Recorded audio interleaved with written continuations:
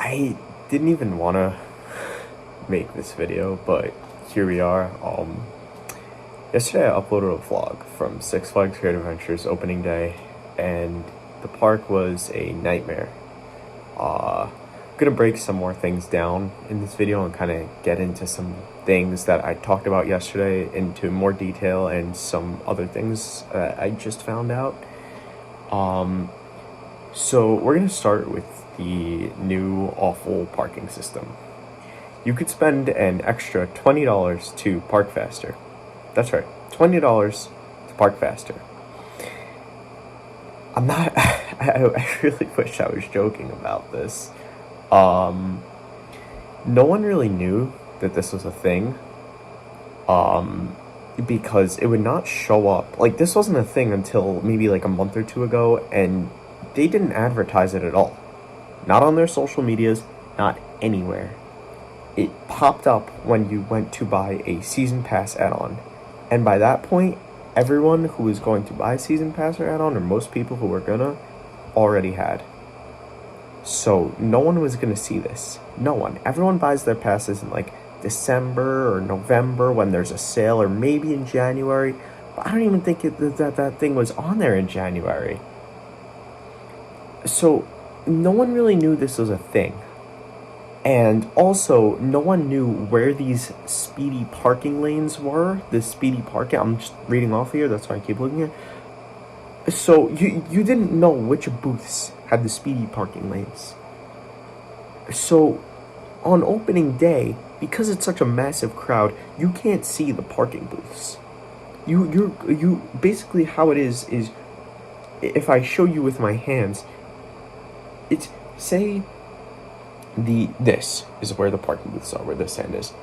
You come around a curve to the parking booth, but you're like all the way backed up here before the curve on opening day, your car. So you can't see. There's nothing telling you which lanes the fast parking are. Nothing. So you're out there guessing when it's already backed up like crazy. And if you're in one of those lanes, good luck getting over. Good luck. I mean, it's ridiculous. This caused the traffic to be even worse somehow than it already was.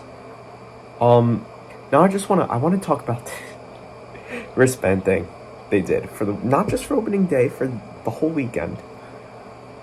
So they did this a couple years ago for the first hour of Power Hours, which was fine. It was 1 hour Power Hours. I've done vlogs on them. Small crowds. That's the whole point. That's fine. And I'm pretty sure everyone got access to these wristbands. You could just do double ride.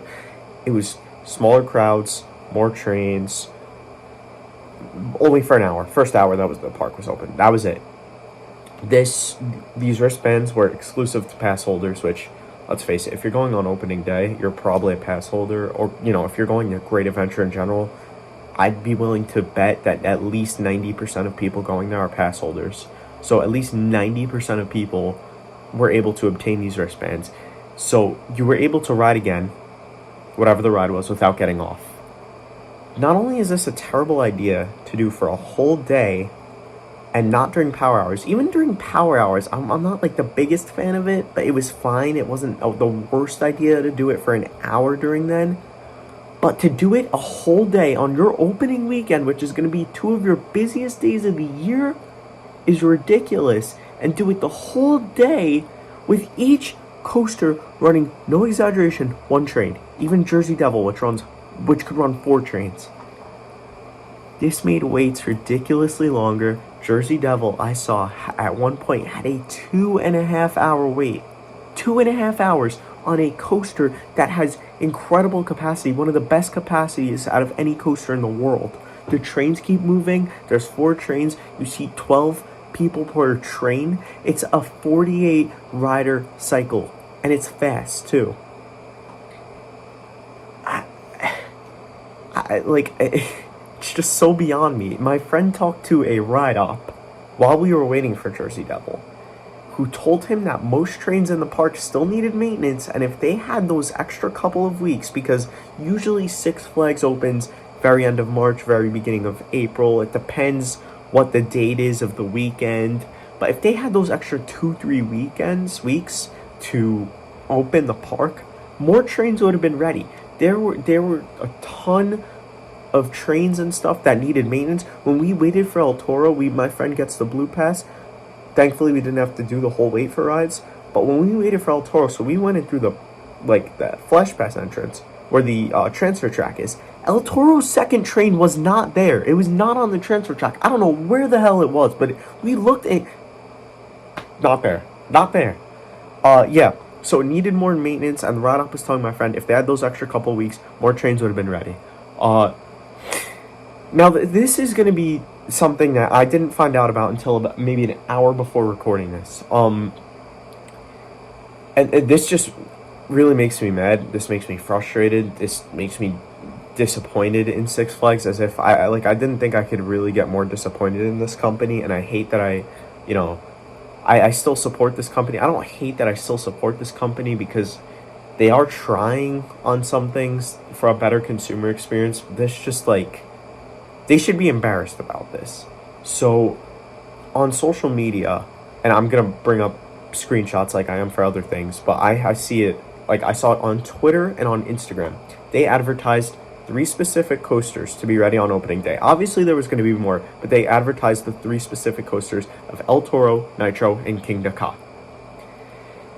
Now yesterday, I showed it in the vlog, but Kingda Ka was not open. There was a sign that said this ride is closed today. I thought, you know what, stuff happens. Maybe, there was some kind of maintenance issue or a technical difficulty or something with the train or whatever. It happens. It's okay, They couldn't get it open. It happens. It happens all the time. That's just a natural thing. And it's Kingda Ka, too. The smallest thing goes wrong, and that's it. The thing is, Kingda Ka did not even have a launch cable on it. It didn't have a launch cable on it. Six Flags willingly advertised this ride to be open, and it wasn't a mistake because they didn't just advertise it on one thing. They advertised it on multiple things for Kingda Ka to be ready for opening day when it doesn't even have a launch cable. So they knew that it wasn't going to be ready. And they still advertised it to be ready for opening day. They knew it wasn't going to be ready. They still advertised it. It's probably not going to be ready for another few weeks.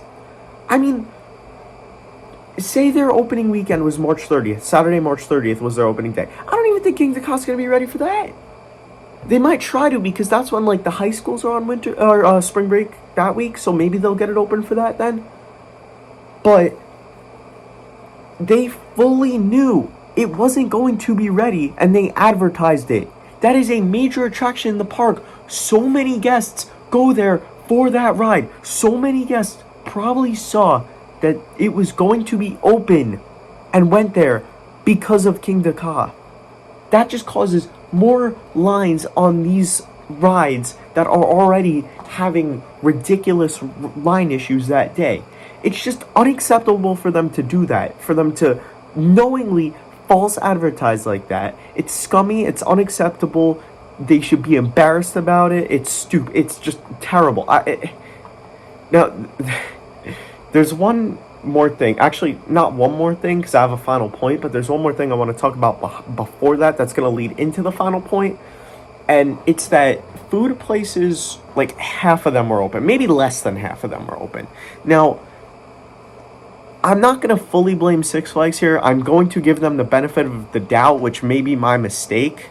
That could be my mistake because yesterday I gave them the benefit of the doubt with Kingda Ka. But I'm going to give them the benefit of the doubt on this one and say that they were understaffed. That could be why they had a lot of food places closed. Weren't ready. And so, okay.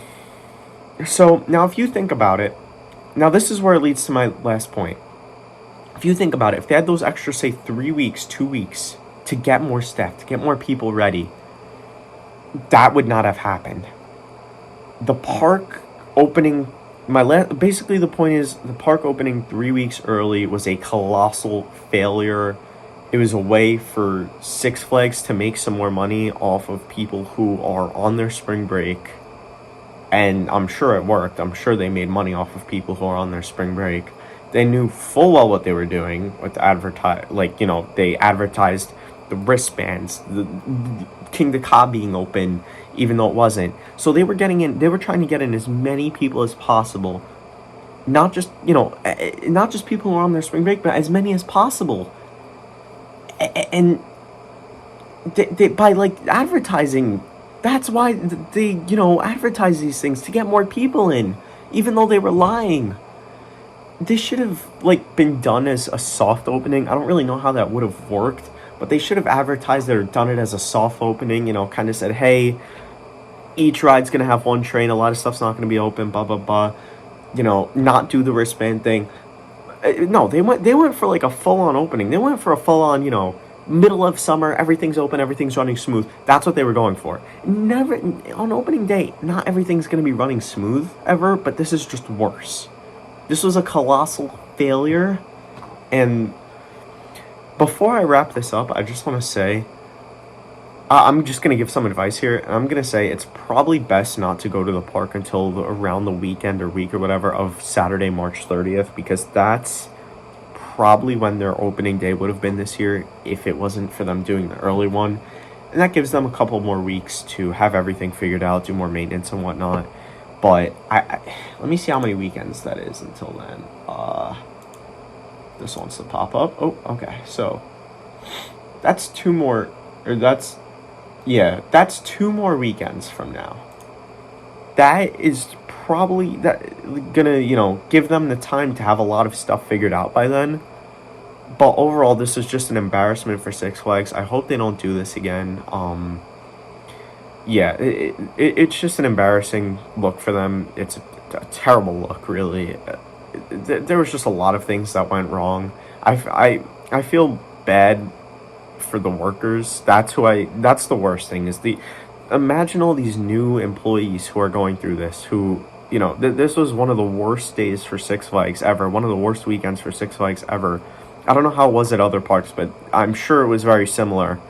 But at least for Great Adventure here, this is one of the worst weekends ever, one of the worst days ever for it. I feel bad for these employees, especially these new ones, where this is, their introduction to working at the park. I feel bad for them. I hope, things get smoother and, they start to have a smoother experience with working there. Yeah, that's about it. I just hope things get better.